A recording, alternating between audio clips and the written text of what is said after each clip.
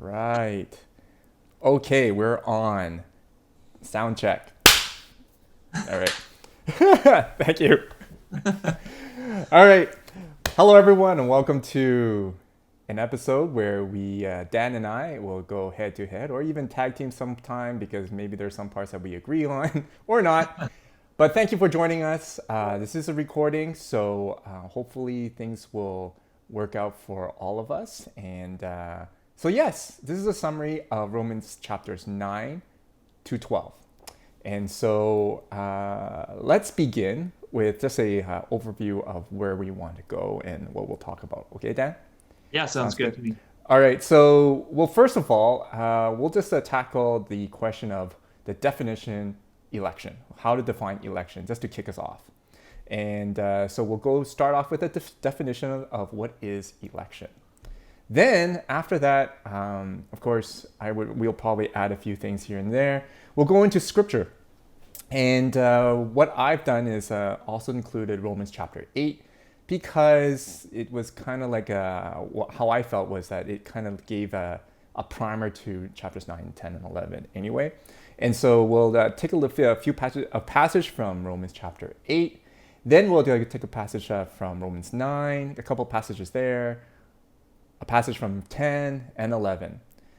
We're not going to touch Romans 12 because 12 it started off with a different theme after that. It was 12, 13, and onward. It had a theme about Christian living.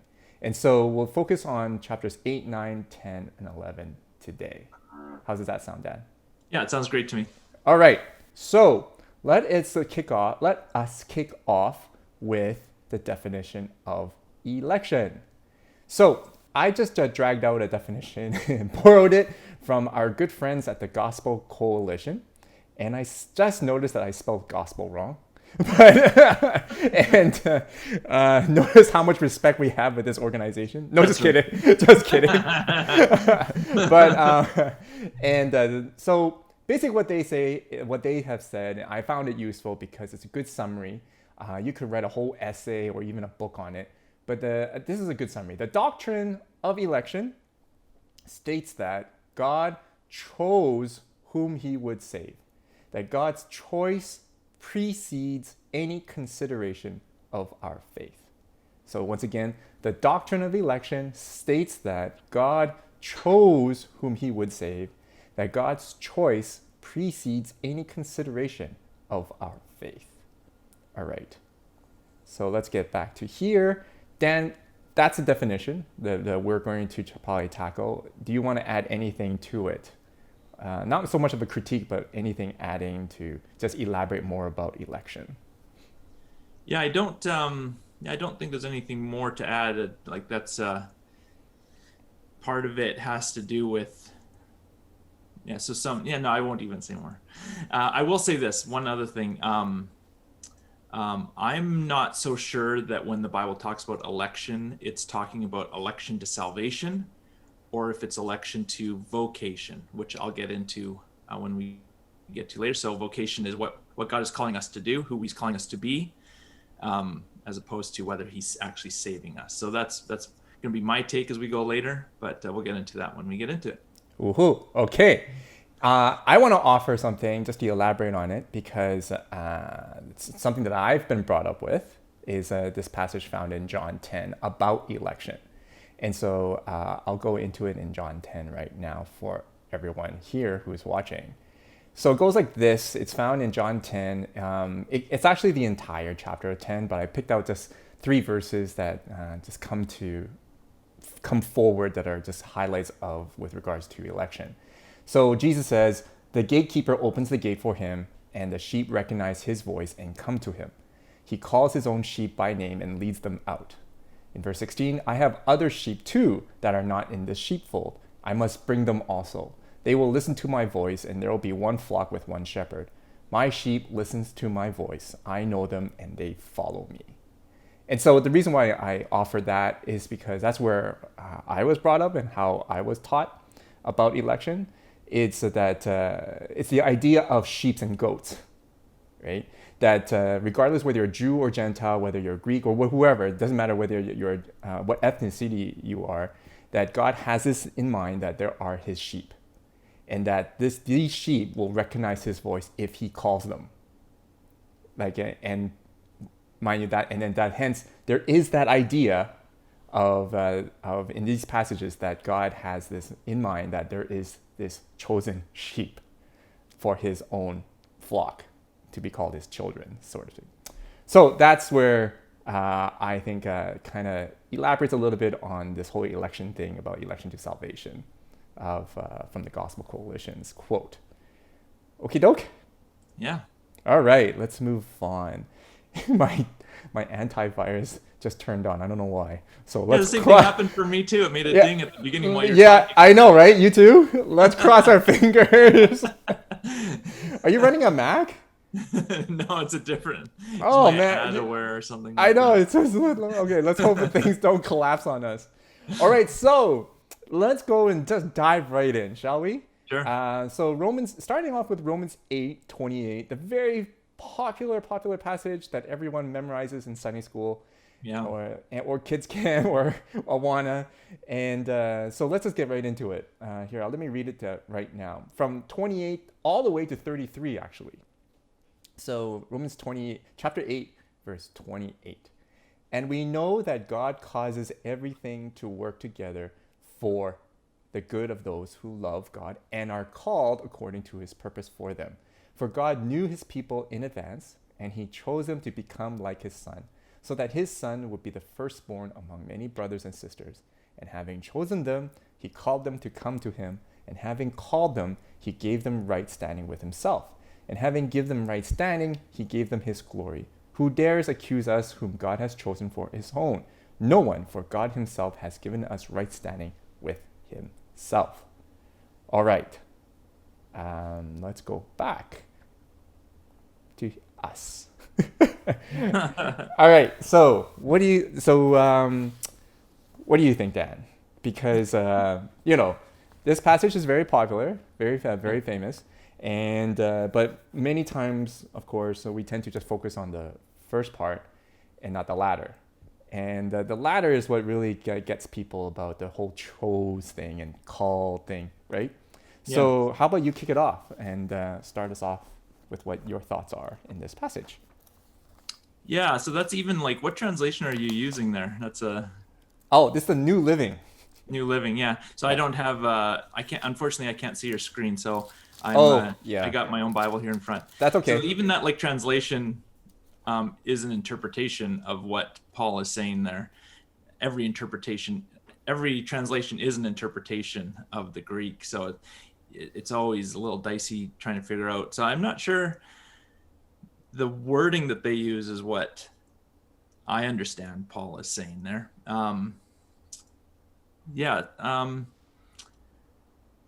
Let me see. How do I begin? And then did you go further than that? Yes, I just said in verse 33, who dares accuse us who dares accuse us whom God has chosen for his own? No one, for God himself has given us right standing with himself. Yeah, okay. Yeah. Okay, so this passage is... a lot of these passages in Romans, and I'll admit throughout the whole Bible, whenever it talks about predestined and election, I really struggle with them. I don't totally understand what Paul is getting at, and I've tried to come to a framework for myself that helps me make sense of what these passages are all about. Because I will say that we all have presuppositions when we come to the text, and I'll have to just be completely honest with you about my presuppositions coming in. The idea that God would choose somebody to be saved and choose other people to not be saved before we're even born, I don't think is just, and I don't think is loving. I don't think that is how God operates. So when I see passages like this, it's is that really what Paul is saying there? Or is that how we've interpreted Paul's words to mean? So I'll throw it back to you and just ask a bit about where are you coming from as far as Do you think that God, like, what does that look like for God to elect or predestine someone to be chosen by Him or not? Yeah, I come from a, well, here's how I read things. Um, sorry. We should actually have whiskey more than just Yeah, it's water. okay. We have this conversation. All right, so it goes in steps, I think, for me. In what Paul, I think, is getting at is that dispute, right, between Jews and Gentile Christians. Yeah, And he wants to create unity between the two. yeah, So then, so if that's his focus, then hey, then I kind of would like maybe paraphrase it, say, like thinking that Paul says, "Hey, look, all you guys are privileged to be God's chosen people.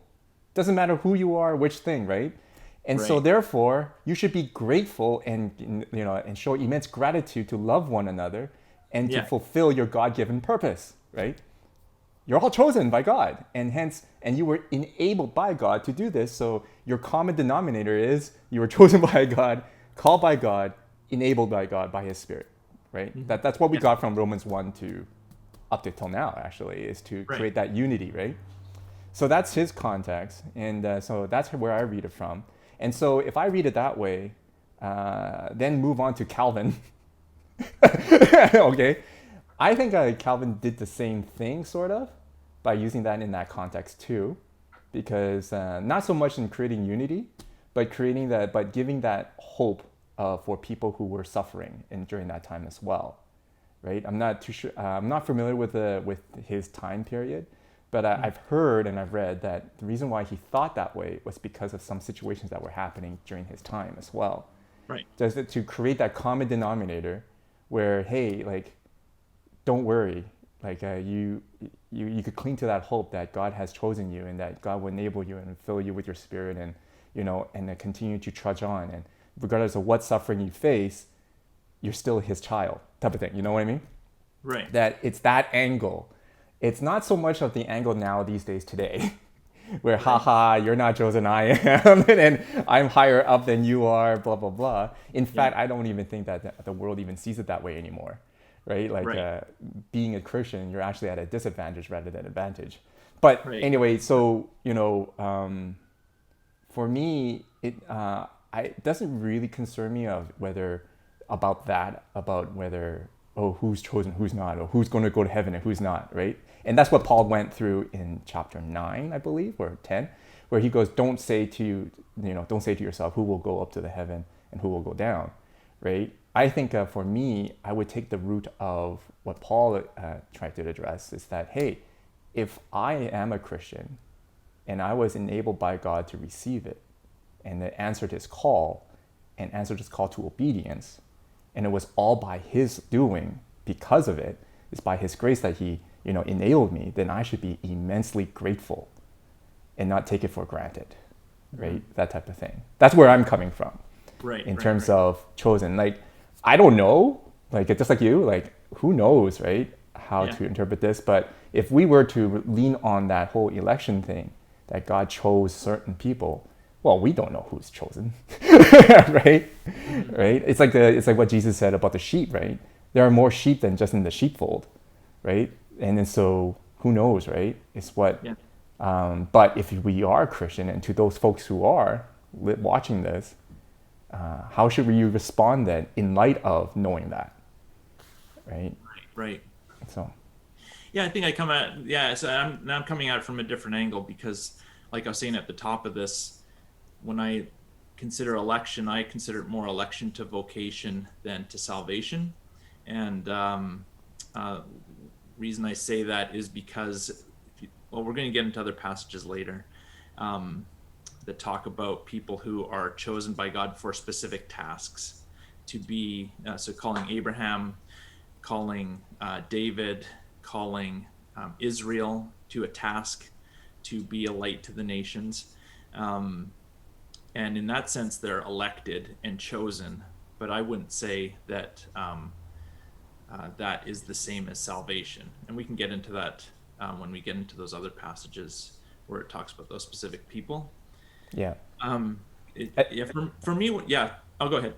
Oh no, it's like a like. However, like you did bring up a good point of the question: if God is so loving, Right. how come He would only choose a few and not everyone, right? Or like open to everyone. But that's why I'm saying vocation is different than salvation. So Yeah, yeah.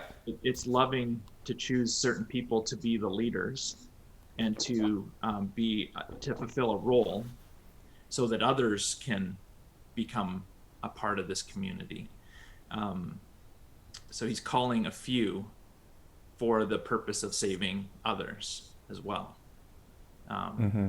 and I think, yeah. So, yeah. And then also for me, when I'm reading passages like this and also ones in Ephesians, um, I think that these passages are actually talking more about general election and general predestination rather than specific. So in the cases of Abraham, David, like I said before, those were specific elections, but um, general election is generally God's plan was from the beginning to choose Gentiles to be a part of his community as well. Not specific Gentiles. That's I don't think that's he's talking about specific Gentiles. I think he's talking about Gentiles as a whole. I have chosen to be a part of this community as well. I have not just chosen like yeah, Israel. So that's yeah, what's your thoughts on that? Well, yeah, like part of me, I really wanted to, agree with you on that. That people like there's this like that God really intended for all of humanity to be Right. His like people, but then again, like there's a case about God's enablement, God's like enabling us to receive Him, because if you think Yeah. about it, like Christianity is not something that is easily believed. Right. It's actually, logically speaking, it's totally irrational, right? It's Yeah, like yeah. It's counterintuitive. Yeah. counterintuitive. It's There's no foolishness. It's foolishness. scandalous. Yeah. There's no evidence, right? The only Right. evidence is this, right? And then and you're going word of mouth from a bunch of women and fishermen, right? It's Yeah. just it's not something that's rationally right. So there has to be an element of God's doing, and there has to be an Yeah. element of Him, making that a point of, okay, I am going to go to that individual, but not to this. Like, case in point, Pharaoh, right? Like not to this, but to this, not to this, but to this, right? Yeah. Yeah. And so for me, I think but personally, I don't know about anyone else. I'm okay with that mystery, right? Right. I'm okay with that mystery. It's just the aftermath that I shouldn't take it for granted, nor should I boast about it, of saying that, hey, I'm Christian, you're not. Look at me, I'm better than you, type of thing. Hmm. But it's not that case, and I think the way I read 9, 10, 11, especially 11, right? Like Paul telling the Gentiles, hey, don't take it for granted, right? Right. Right. Yeah. Right? Don't you dare, because if you do, you'll be in the same boat as the Jews who did reject him, because Yeah. they took it for granted too. So, Yeah. And you that's the know, same thing that Jesus was saying over and over again. People are going to come to me and say, Lord, Lord, I did this in your name. I did this. Why? And it's like, I don't know you. And, and, and that's where we differ again, is I would say that you would say that Jesus saying, I don't know you is him saying, I didn't choose you. Is that right? well, if you think like if you run that back to the source, yeah. If you say that if they didn't choose you, then he didn't enable you Right. to like because you didn't hear his voice anyway. So Right. like you couldn't even decipher whether it was God's voice or somebody else's voice, right? Right. You had to Right. be His sheep in order to answer that. And then when you answered that, when you obeyed, then He would enable you to serve Him. And then in order to serve Him, then yes, then He would know you, right? Right? Like Right. Right. it's just that formula of, you know. Yeah, exactly. Yeah, so yeah, so but for me, I don't think that in those stories of when people disobey God, like to the point of they think they're on the same page as Him and they aren't. I think that has to do more with their selfish desires are not in line with God, even though they're saying they're in line with God, they're actually not in line with God. Because, like you're saying, they've taken it for granted that, oh, I'm a Christian, but actually you're not, because you haven't been doing it, and you haven't been making an effort to live in the way of Jesus. Yeah. Like, and then again, it's like that whole effort thing, right? Where, Yeah, well, it's not on your effort, right? It's God's enablement, right? So, yeah. So again, it's however, it's like two different views that we're offering to people, and they yeah, could definitely. continue on.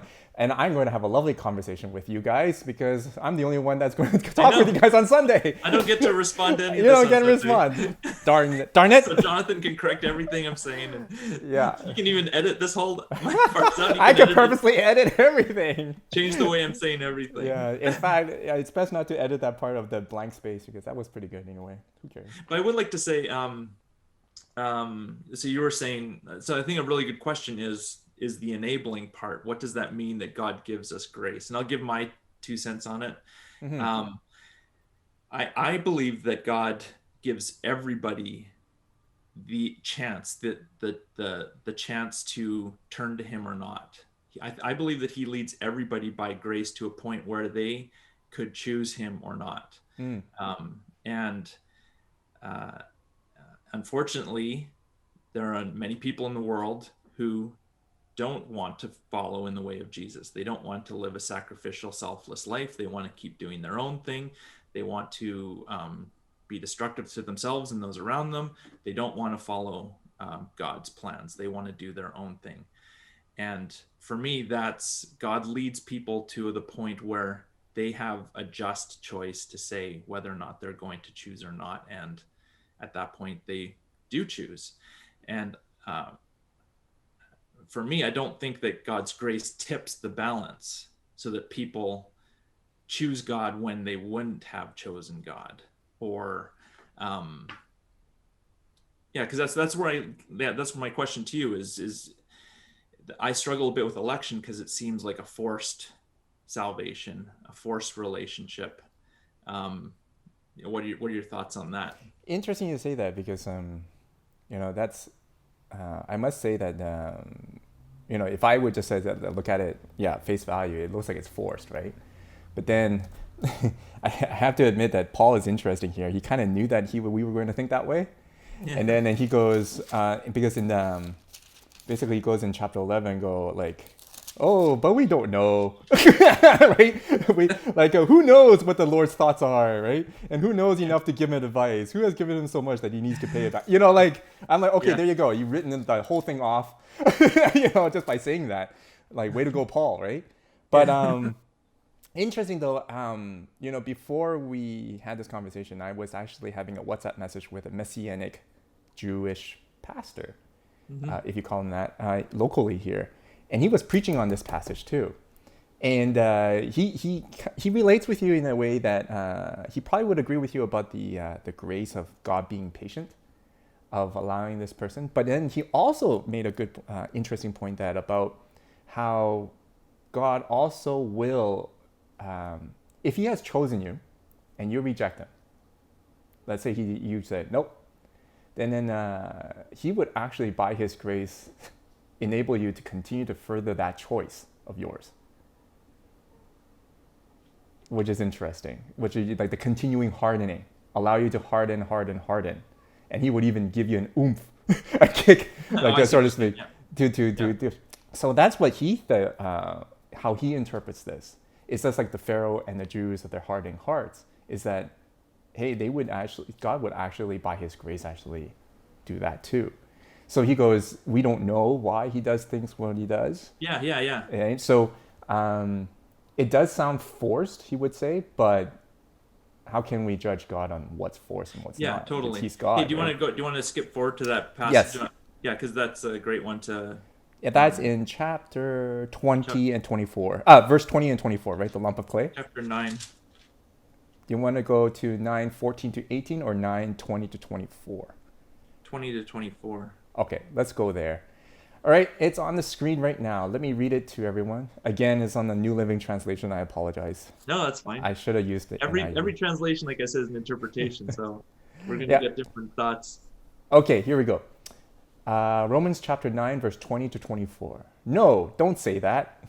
Okay, I should have said something else.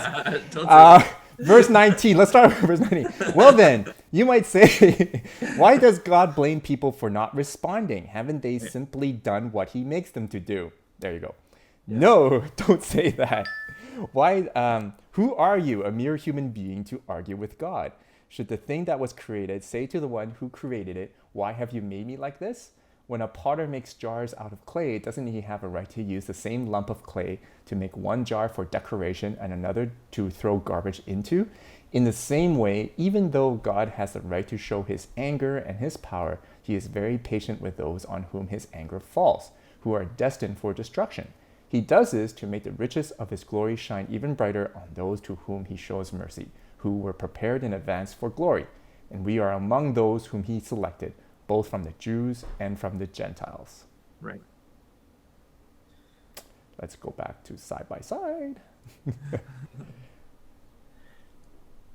Yeah, and that's totally. This is also, the conclusion to the book of Job. Who are you to question God? That's how God comes down and thunders down with Job and Job's friends all asking the question, what's going on here? And God comes down with an angry fist and says, who are you to question God? Exactly. So like the question about force, right? Why are you forcing me into this, right? It's like, how dare you, you peon, right? And I think so. I would take a bit of a different stance with this, in that this is a bit of a conversation about free will, in that nobody actually has free will. And I agree with you that, yeah. Even though I believe that we do have a free choice, there's no such thing as free will because there are so many external factors in everything.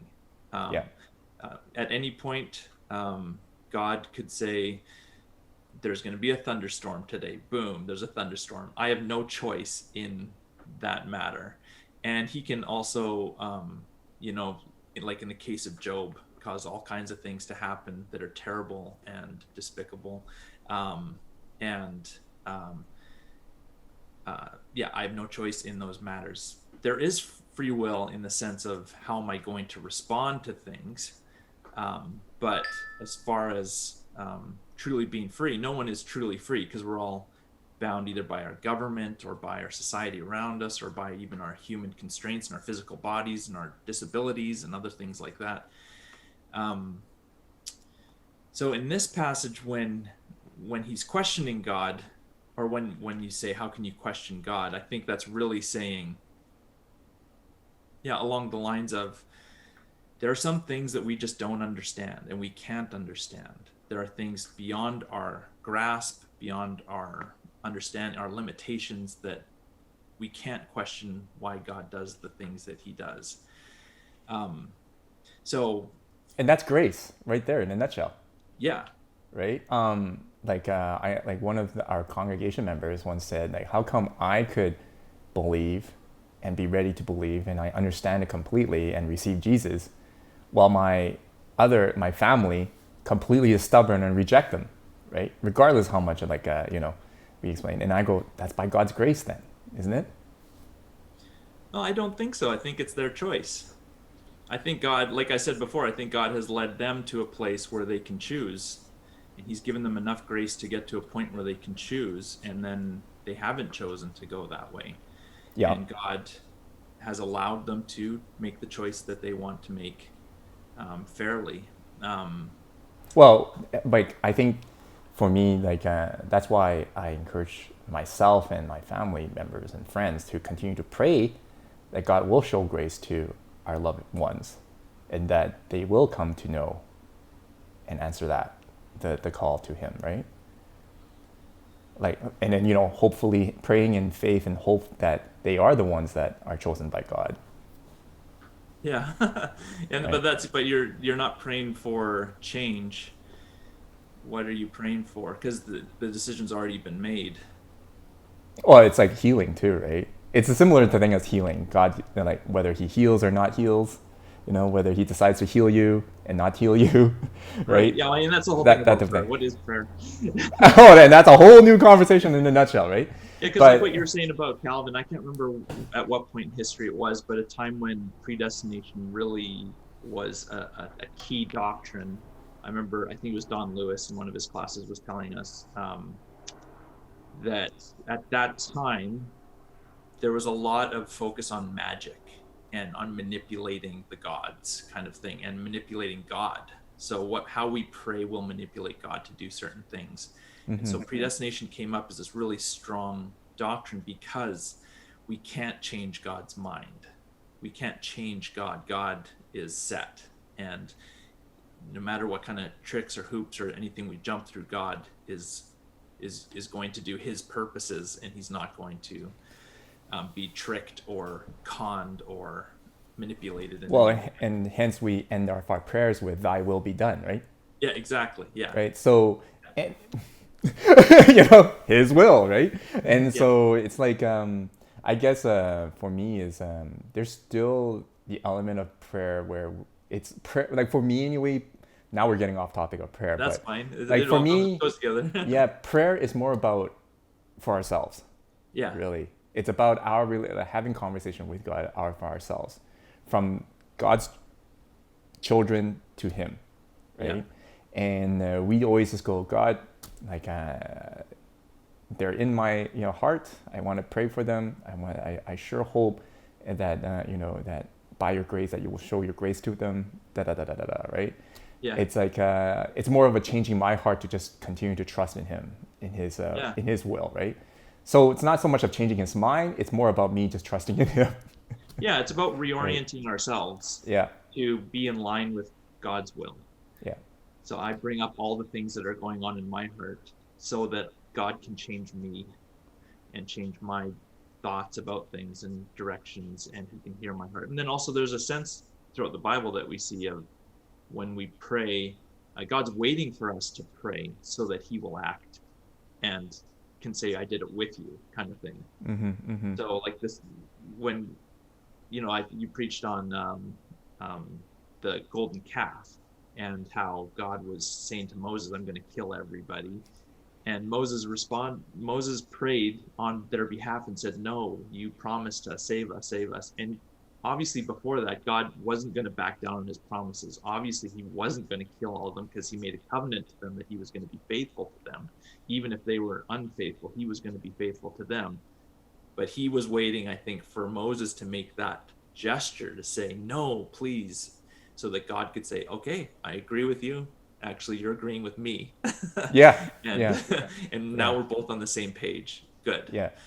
It's almost like letting God letting them just, for me anyway, God just goes, okay, if you reject me, I'm going to let you just suffer your own consequences, of your own actions, because they are in a foreign nation and they're ready to consume them anyway to begin with, right? And then so, okay, fine, if you want to go your way, I'm going to lift up the protection barrier wall and let them flow in, right? Which he did many times, right? After that. For sure. So, yeah. Should we move on to the next passage in chapter 10? If it's okay, I want to go back to this passage just quickly. Okay. This whole idea of Paul is using this metaphor of God as the potter making objects for destruction and making objects for decoration. And I'm not sure if the metaphor is actually what God is doing, especially when we see passages in Ephesians that talk about, I think it's in Ephesians 2, it says that we are all by nature children of wrath. Yeah. Like we're all destined for destruction, but God can change who we are. Yeah. So that's I think in the what's your translation say for Ephesians 2:3? Ephesians 2:3. Well, actually, I was going back to just Romans where okay, sure. like Paul did say that like that as well, alluded to that he has bound all humanity into disobedience. But right. Yeah, like and that's in a similar vein as Ephesians chapter 2, verse 3. Verse 3? Yeah, Ephesians 2, verse 3. Yeah, so all of us used to live that way, following the passionate desires and inclinations of our sinful nature. By our very nature, we were subject to God's anger just like everyone else. I was going to use the word... now I can't find it. Sorry, just missed it. For in Romans chapter 11, verse 32, for God has imprisoned everyone in disobedience so he could have mercy on everyone. So it's kind of Yeah. similar in a way, like but yeah, with regards to the potter and the clay, interesting that it's not the NLT didn't use the word destruction; they just used garbage, like to hold garbage, but which is very euphemistic of them. But so yeah, destruction just sounds so awful. But however, it's interesting again, like back to that passage of the potter and the clay. The clay was chosen by God, just like the Jews and the Gentiles and for everyone. But then, like you said, it's interesting that there's still that element of response that I could say no or yay or no, yay or nay to Yeah. God's choosing. And but then if we say nay, that's like a sheep saying no to the shepherd and then go heading off to the forest where the wolves are, right? And then, well, see you later then. Good luck for you, right? The type of thing.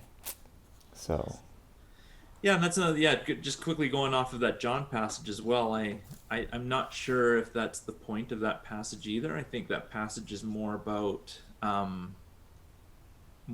the wolves sneaking in, and about how,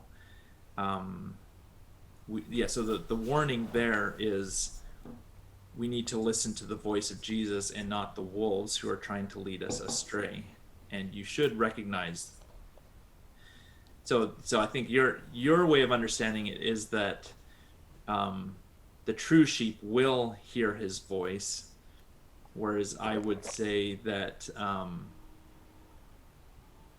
it's yeah. well, for me, it's like the true, like sheep, just sheep, right? Will Yeah. recognize the shepherd's voice, but they recognize they have a choice to whether obey or not, Right. right? I'm just saying the goats and other animals will not even recognize this voice. Will Okay. even not even hear it. Like it's totally like it's all Greek to them. And so that like the obedience and obedience thing, it's not even a question. Because they just Right. speaking a different language, right? That's Right. where I'm coming from. Because I'm just running along the lines of how I understand Romans is that both Jews and Gentiles, they came to know Jesus because they're sheep.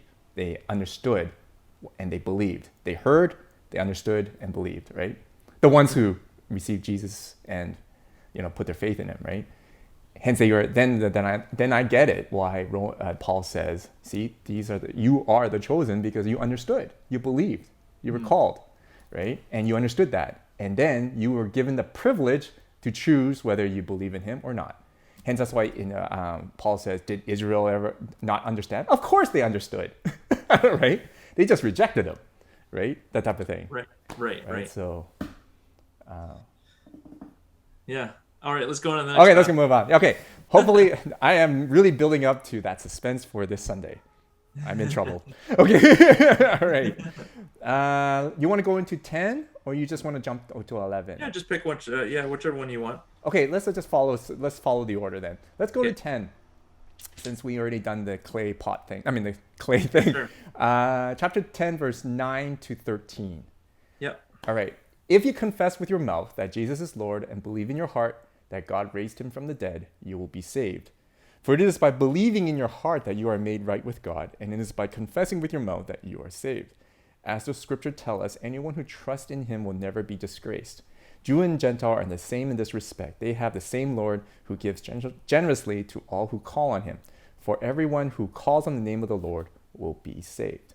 Now, the reason why I chose this one, sorry to jump from that No, that's screen great. to that, but the reason why I chose this one is for your side of it, because this is, I think, where people say, see, this is where it's actually we choose God first and then he enables us, right? Because it's just the basic premise of we call on him, we are saved, right? Right. So what do you think? This is Yeah. So this is exactly. I'm glad you threw this passage in there because there's other passages like this in Romans that for me So this is going back to what you're saying about effort and how we're not saved by our effort. And so once again, I'll reiterate that I believe that we are only saved by grace, in that uh, we can't turn to God unless we have grace in our lives, unless we have our eyes opened, our heart opened. Now, where we differ is, I think you would say that God doesn't open everyone's eyes. God doesn't awaken everybody to his truth. Whereas I say he does. He awakens everybody, and then they have a choice from there. Um, and this passage shows that there needs to be a response from us that says, yes, I will go along with what you are saying. And it's not that choice is not, in my mind, a work. Like a work is like a badge of honor, something that I'm proud of because I've done it. It's like wages, basically. Like, yeah, like wages. Yeah. Like yeah, exactly. I haven't worked for something. I haven't done enough to earn this salvation. I don't earn this salvation. I don't deserve it. Mm-hmm. But I believe that God freely gives it to everybody who wants it. And so, once again, I think also this passage is going along with what you're saying. The whole theme of Romans is, which I totally agree, is that salvation is not just for the Jews, it's also for the Gentiles. We need to get that in our heads, that it's for everybody who calls on the name of the Lord, which is what Joel prophesied, which is what this is quoting, and is coming true in Jesus and with Pentecost and with Peter and everything that happens in the book of Acts. So that's my take on this.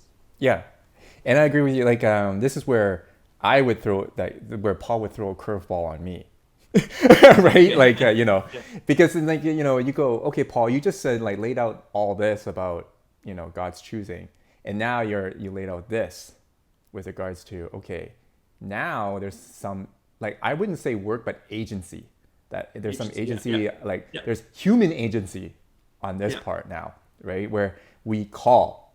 I think this was brought up by one of our congregates in our discussion, right? Where he thought his group thought that calling is actually work, where like, hey, if I call in the name of the Lord and make that effort to choose Him, isn't that work as well?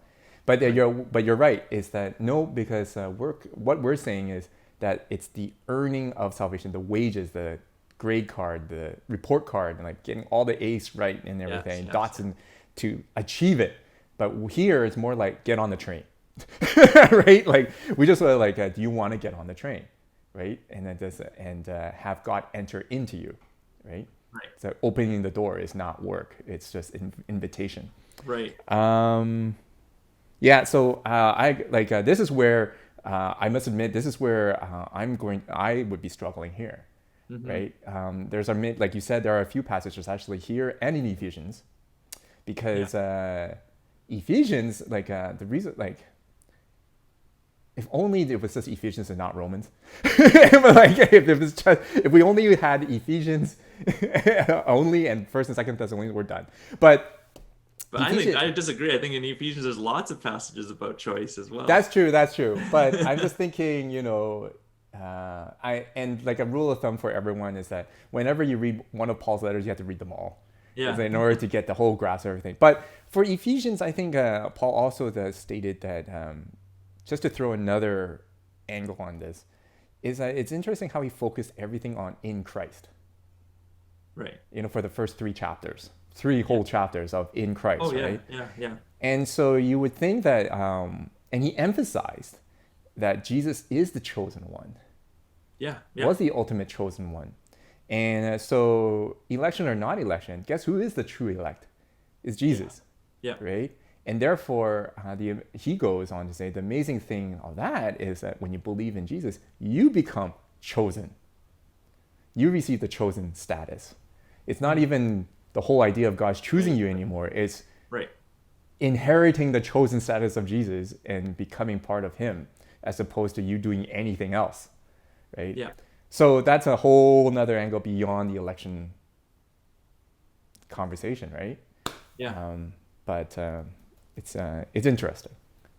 Definitely. So many things to talk about. Yeah. Yeah, because I feel like my understanding really is that that we're all saved by grace, but we're all possibly condemned by our works. Mm. So I can choose to live a life of works, and therefore I'm off the train. Mm-hmm. Whereas I, I don't really even take a position that we get onto a train. I think by God's grace, we're all already on the train, and we make the choice to get off or to stay on it. And that's not work, No. because the train is doing all the work. We're actually making work to get off the train, and that's what I believe. That's how I understand salvation and condemnation and all that. Right. That's a good analogy. Actually, I think that that's what we alluded to when we were doing our Genesis series. Is Yeah. that like you're in God's hands? It takes a lot of work to leap out of His hands, Yeah, exactly. and when we do, well, Yeah. all to you, right? Right. I guess do you want to conclude with chapter 11? Sure. Let's just quick. Yeah, let's Okay, go see what it's that one chapter says. 11, verse 4 to 8. And do you remember God's reply? He said, "No, I have 7,000 others who have never bowed down to Baal. It is the same today, for a few of the people of Israel have remained faithful because of God's grace, His undeserved kindness in choosing them. And since it is through God's kindness, then it is not by their good works, for in that case, God's grace would not be it really is, free and undeserved." So this is the situation. Most of the people of Israel have not found the favor of God. They are looking for it so earnestly. A few have, the ones God has chosen, but the hearts of the rest were hardened. As the scriptures say, God has put them into a deep sleep. To this day, He has shut their eyes so they do not see, and closed their ears so they do not hear. Mm-hmm. What a way to end it. Yeah. So, Question. Can I ask go a ahead. question? Go ahead. So, another question is, how do you understand God hardening people's hearts? What does that mean to, like here, that cause their eyes to not see and put them in a stupor? Well, when I was preaching on this passage recently, just before your Romans 12, of course, it's for me, this one is in chapter 11. It's a lot about God's purpose of fulfilling His promise to Israel that Israel will be a light to the nations. And so for me, it's to agree with your point about vocation then, where is not so much a vocation where they had a job to do, but God made them a promise. It made Abraham a promise that Israel will be a light to the nations, and God will never ever back down on that promise. Right. But if Israel rejected Him, Yeah. it doesn't really matter. He still has to fulfill that promise in Israel, right? He can't use somebody else. He can't use Chinese. He can't use you can't use Japanese. He can't use anybody else except Israel to be the light of the nations, because that's His promise. And so, in order to do that, then what my messianic friend would say, God harden their hearts, continue to further harden their hearts, so that the nations will actually see, and so that they would. Right, Right, but go ahead. what does harden their hearts mean to you? Rejecting God.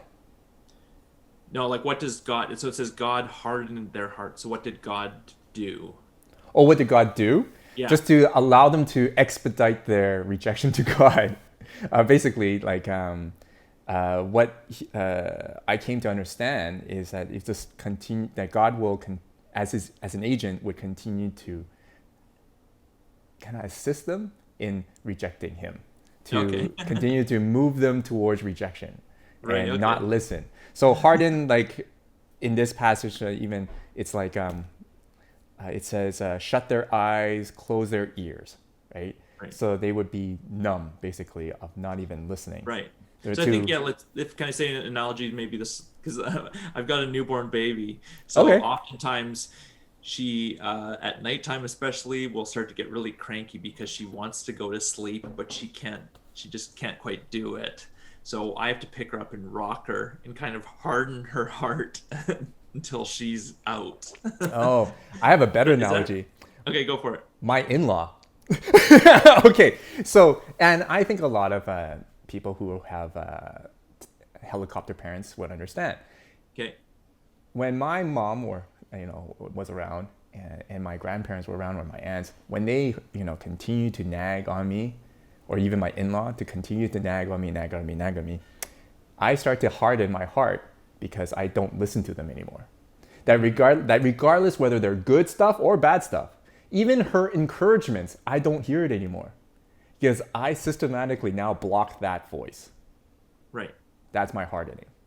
Yeah. It's like I systematically, even regardless of what they say now, whether it would be false or true, whether it be loving or not loving, whether it be encouragement or not encouraging, whether it be just some news of happiness and everything, I will not hear it. Right. Okay. Because I've come to accustom to that, whenever I hear that voice, I write it off. Right. Right. It's becoming subconscious, of filtering. Yeah. Yeah. So that's my definition of hardening. Yeah, because I think there's two perspectives that I've heard on hardening heart. The one is, like you're saying, that God, well, actually there's three. One is that God forces people to be evil, kind of thing. So he actually hardens their heart, even though their heart was good. Oh, yeah. This one, yeah, to that reasoning, this one is more about allowing them to continue and him right assisting. And so one would be God hardening a good heart to be evil. One would be physically assisting somebody who was in the wrong direction to just keep going in that wrong direction. But then another way is that I've heard it is God backing away.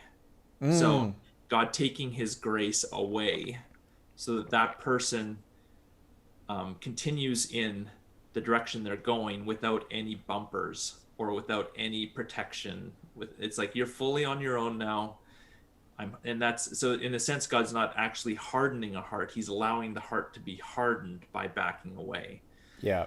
So that's more my take on things. It's more like God's turning off the hot water in the bathtub and allowing it to get cold, even though he's not the one making it cold. He just isn't putting. He's just not there anymore.